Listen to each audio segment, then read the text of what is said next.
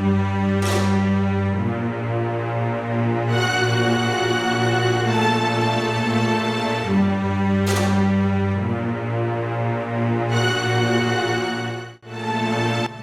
दोस्तों, आप सभी का स्वागत है हमारे चैनल पर। तो आज हम बात करने वाले हैं डायनासोर के बारे में कि क्या डायनासोर वापस आ सकते हैं और अगर आ भी गए तो क्या होगा। तो चलिए जानते हैं।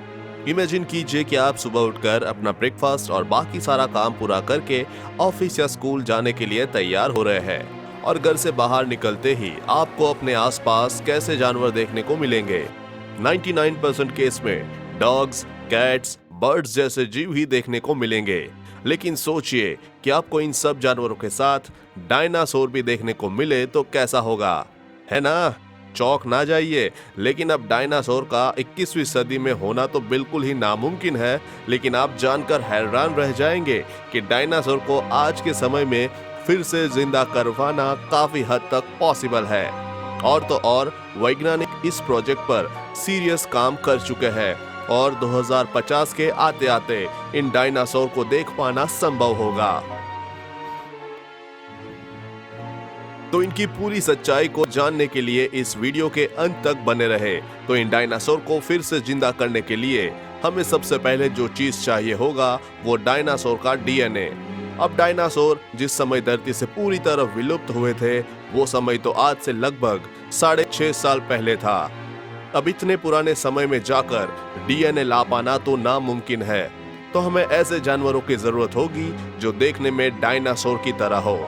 अब डायनासोर की तरह बोलते ही आपके दिमाग में मगरमच्छ जैसे जानवरों का ख्याल आ रहा होगा।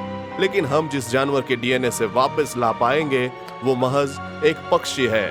जी हाँ, आप सही सुन रहे हैं। लाखों करोड़ों सालों के दौरान जो जानवरों में एवोल्यूशन होता है उसी के चलते डायनासोर नेचर के साथ अपने आप को जिंदा रखने के लिए एवोल्यूशन करते गए और इसे लंबे समय में डायनासोर का विंग्स धीरे धीरे पक्षी में बदल गया और इनके जबड़े पक्षी की चोंच में बदलने लगे। अब हो सकता है कि आपको मेरी इन बातों पर विश्वास नहीं हो रहा, तो आपको मैं कुछ दिखाना चाहता हूँ। यह है आज के समय के पेलिकन पक्षी जिनकी चोंच बिल्कुल पेट्रोसोज डायनासोर जैसे दिखते हैं।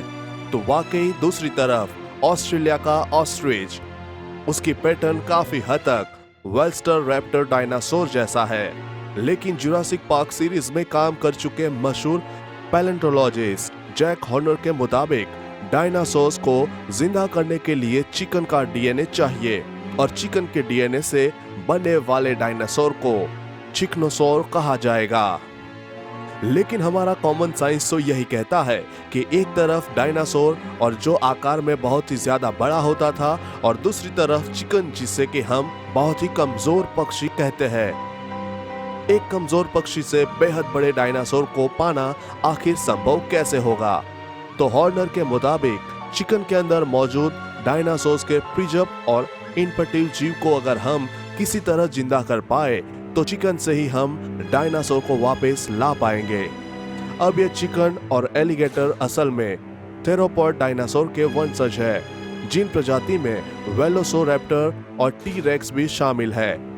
अब इन चिकन को डायनासोर में बदलने के लिए 3 जेनेटिक इंजीनियरिंग प्रॉब्लम को सॉल्व करना होगा, जो कि है एक लंबी पूंछ, दूसरा है बिना चोंच वाला मुंह जिनमें दांत होने चाहिए और तीसरा है पंख के बदले हाथ और नाखून।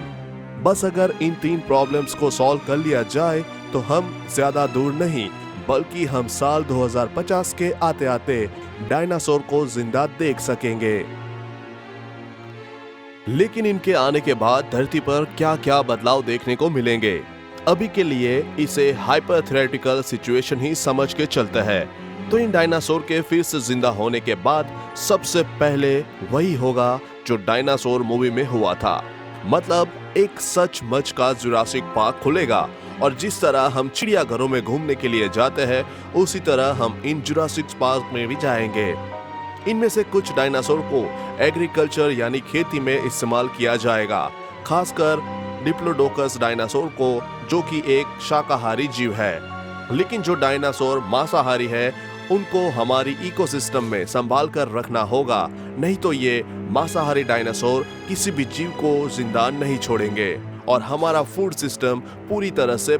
लेकिन प्लेरोसोरस और मिजोसोरस डायनासोर जो समुद्र में रहते थे वो समुद्र में आसानी से रह सकेंगे।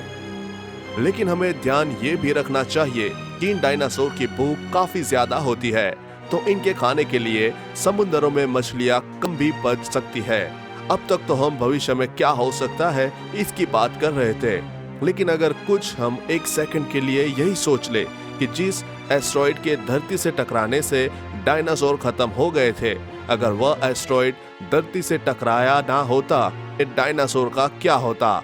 शायद आपको लग रहा होगा कि अगर एस्ट्रॉइड धरती से ना टकराया होता तो ये डायनासोर अब भी जिंदा होते, मगर हकीकत तो यह है कि अगर ये डायनासोर लाखों सालों तक धरती में हुए प्राकृतिक आपदाओं से बच भी जाते, तब भी उसे एक प्रजाति के जीव के आगे खत्म होना ही था, और वो प्रजाति और कोई नहीं बल्कि हम इंसान हैं। हम इंसानों को हमारे आकार से कमजोर समझने की गलती मत करना। अगर हमारे पूर्वज हाथी जैसे जानवरों का शिकार कर सकते हैं, तो डायनासोर को भी हैंडल करना उनके लिए कोई बड़ी बात नहीं होती। जुरासिक पार्क में कि टी-रेक्स जैसे मांसाहारी जानवर कितना तेज दौड़ता है, और इतना तेज दौड़ के चलते इन्हें देखकर तो ऐसा ही लगता होगा कि भाई इन डायनासोर से हम इंसानों का जीत पाना बिल्कुल नामुमकिन होगा। लेकिन हमें ये नहीं बोलना चाहिए कि वो एक मूवी थी। हकीकत में टी-रेक्स जैसे जानवर उतनी स्पीड से नहीं दौड़ते थे जितना मूवी में दिखाया गया था। रिसर्च ने टी-रेक्स के बारे में अच्छे से स्टडी की और कैलकुलेशन करके इस नतीजे पर पहुंचे कि इनके दौड़ने की एवरेज 20 किलोमीटर प्रति घंटा के आसपास स्पीड होती थी। धरती पे मौजूद फास्टेस्ट मैन हुसैन बोल्ट की स्पीड के साथ कंपेयर करें तो उनका हाई स्पीड था 44.72 किलोमीटर प्रति घंटा। अगर हम इस स्पीड की आधी स्पीड से भी दौड़ सके तो हम टी-रेक्स से आगे निकल जाएंगे। इससे यही पता चलता है कि मूवीज में डायनासोर को जितना खतरनाक दिखाया गया था, हकीकत में वो खतरनाक थे मगर उतना नहीं।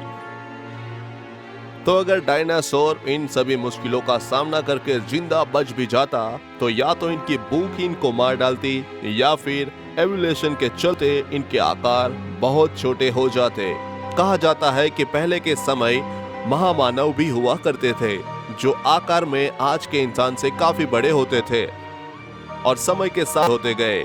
वही सेम चीज डायनासोर के साथ भी होता। अगर ऐसा ना हो पाता तो सबसे पहले जो डायनासोर आकार में ज्यादा बड़े होते वही सबसे पहले विलुप्त हो जाते, क्योंकि ब्रेचियोसॉर्स और डिप्लुकस जैसे बड़े जानवरों के पास खाने के लिए शायद ही खाना बचता। तो ऐसे में वो लोग भूख से ही मर जाते। समय के साथ सभी जीव विलुप्त हो जाएंगे ये भी जरूरी नहीं है, क्योंकि आज भी धरती पर ऐसे बहुत से जीव हैं जो कई करोड़ों सालों से धरती पर सर्वाइव कर रहे हैं। तो उस जमाने में डायनासोर आज जिंदा होते तो वो आकार में काफी छोटे होते। तो आपके मुताबिक क्या नेचर से खिलवाड़ करके हमें फिर से डायनासोर को जिंदा करने की कोशिश करनी चाहिए, या फिर रिसर्चर को इस प्रोजेक्ट को बात कर देना चाहिए?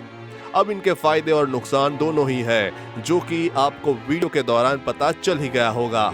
लेकिन इस मामले में आपकी क्या राय है, हमें कमेंट करके जरूर बताइए। दोस्तों, उम्मीद करता हूँ आपको आज की ये शानदार वीडियो पसंद आई होगी। अगर हाँ तो इस वीडियो के बारे में हमें नीचे कमेंट बॉक्स में बताएं और ये जानकारी ज्यादा से ज्यादा लोगों तक पहुंचे, इसके लिए अपने व्हाट्सएप ग्रुप में शेयर करना ना भूलें, क्योंकि ये वीडियो बनाने में बहुत मेहनत लगती है और ज्यादा से ज्यादा व्यूज ही हमारा मोटिवेशन है। ऐसी ही इंटरेस्टिंग वीडियो को देखने के लिए हमारे चैनल को सब्सक्राइब करना ना भूलें। धन्यवाद।